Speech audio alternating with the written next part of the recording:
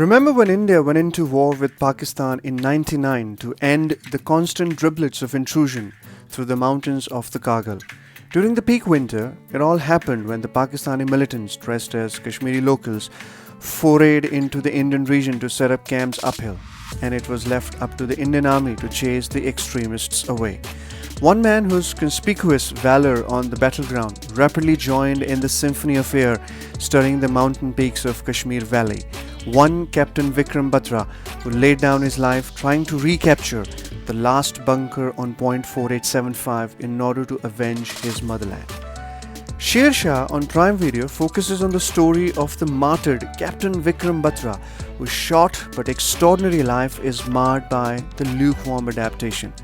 Unlike his exceedingly brilliant exploits on the battlefield, the plot of the movie searches for useful ways to tell the story in a different way and winds up getting tangled up in the puddle of cliches and trite bits. But before I put on the critique hat and unveil my analysis of the movie, may I request you to follow the channel, press the bell icon for instant notification, and spread the word around to enable it to grow leaps and bounds. Your little contribution in adhering to the request will go a long way in empowering me to continue to add life to the content I present. Bollywood has given us numerous war films that follow the practice of weaving a well-defined and familiar plot in movies after movies. There are exceptions though in Yuri and to some extent Lakshya. The adherence is so strict that an average cinema goer would be able to distinguish the similarities and patterns across these movies. Shershaah doesn't practice hard to slip away from the unification of screenplays of all the war movies, and in doing so, the jarring shortcomings of the screenplay become visible. People writing the screenplay of the war movies can't really make up their mind when it comes to using a reliable method to prompt the ruffle before inevitably leading the plot to an expected war zone that acts as a reasonable conclusion to all the original ideas. Take for instance, Exhibit A. The protagonist shows early signs of aptitude for the army, navy or air force through actions that he performed in their childhood.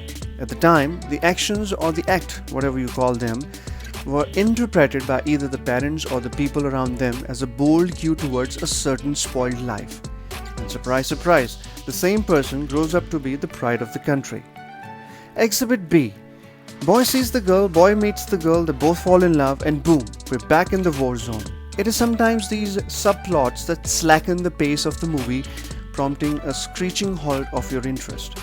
And sometimes, not always, and it usually happens before the intermission, that the protagonist winds up going back to his hometown to meet the girl with whom he has either not tied the knot yet, or tied the knot but left before he could consummate the marriage, leaving the girl shaken and heartbroken. Exhibit C. The protagonist is already in the war zone, awaiting orders from the above. In the middle of uncertain times, because it's wartime, the protagonist shares an emotional heart-to-heart with a fellow army man who, wait for a second, is the junior but fairly old in age. The person opens up about the struggles back home on the financial front when the protagonist promises a certain share of his salary after the war is won, only to see him die in the immediate scene or a scene later. I can go on and on to lend a descriptive tale on the vast spread of quagmire of banality, but that doesn't mean the movie is in any way a bad one. I was attempting to unearth the fundamental intricacies of the commonplace tidbits used in war movies. Shershaah has its moments though. The tale of Gunjan Saxena last year was extracted by the same filmmakers, and 15 minutes into the movie I was half expecting Gunjan Saxena to make a special appearance for a song sequence filled with patriotic grit.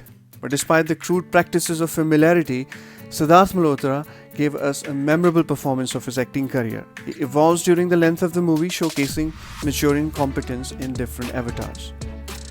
Kaira breaks free from the norm by playing once again a submissive Sardarni. Although she has a decent screenplay, but winds up being mere support to the main lead.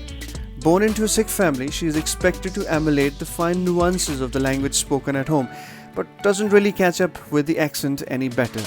The same can be said about Siddharth as well, who, in his own words, describes himself, for some weird reasons, multiple times as Palampur ka Londa.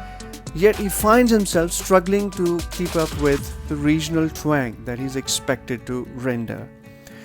The story has an impressive pace, although the romantic subplot seems to crawl with a horrible velocity, especially when Vikram Batra returns to visit Dimple for the second time to celebrate the killing of the leader of an insurgency group operating in Kashmir.